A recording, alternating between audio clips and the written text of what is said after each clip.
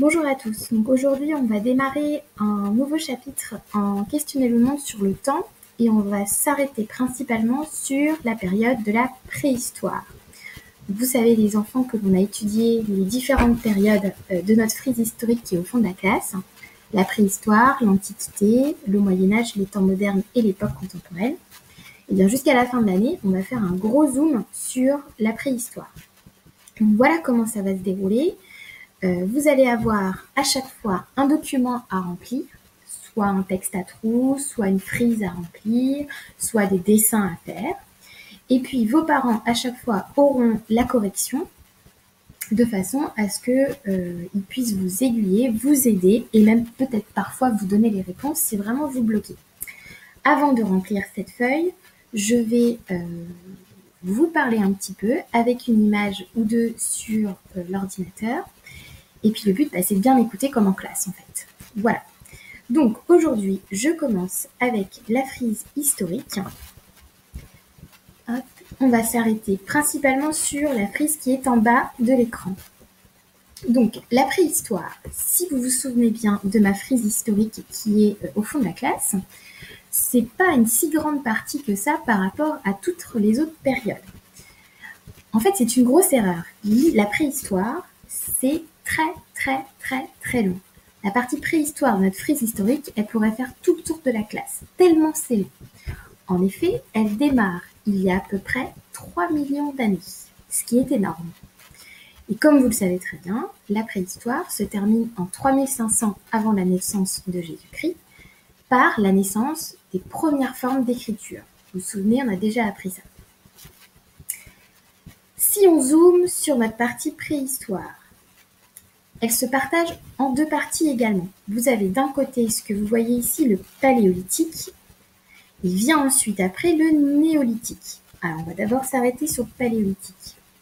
Le paléolithique, c'est le tout début de la préhistoire et c'est un moment qui dure très longtemps. Il démarre il y a 3 millions d'années et il va s'arrêter à peu près 12 000 ans avant la naissance de Jésus-Christ. Alors, qu'est-ce qui se passe à ce moment-là ? Eh bien, c'est tout simplement l'apparition des premiers hommes. On appelle ça des hominidés. C'est nos ancêtres, en fait. Ces premiers hommes ressemblent fortement à des singes. Et qu'est-ce qui se passe ? Ils ont décidé de se mettre debout. Ils se tiennent sur 2 pieds, et non pas 4. 4 appuis du moins. On appelle ça les bipèdes.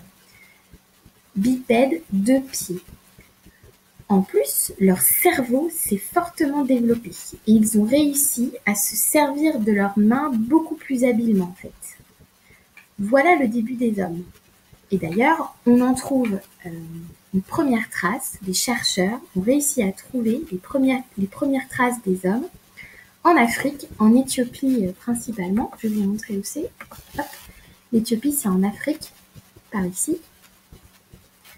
On a trouvé un squelette d'une femme qu'on a appelée Lucie. Elle avait à peu près 20 ans. Voilà, c'est le premier bipède qu'on a réussi à trouver, disons le plus ancien. Le paléolithique, ça veut dire âge de la pierre taillée, alors que le néolithique, ça veut dire âge de la pierre polie. Si vous regardez bien les deux dessins qui sont faits sur la frise, au paléolithique, on voit quand même un singe qui se tient debout, premiers hommes, mais si vous regardez au néolithique, là, ça ressemble beaucoup plus à un homme. Il fait quelque chose, d'ailleurs, on verra ça plus tard. On voit bien qu'il y a une différence, qu'il y a une évolution entre le premier, au paléolithique, et le deuxième, au début du néolithique. L'homme, le singe plutôt, a énormément évolué pour devenir un homme, pas l'homme qu'on connaît aujourd'hui, mais il a énormément évolué. Voilà, je pense que j'ai à peu près tout dit. Et en plus, il me reste 29 secondes. Donc, j'espère que vous allez réussir à remplir la petite feuille. Bon courage. Hop. Desktop, please.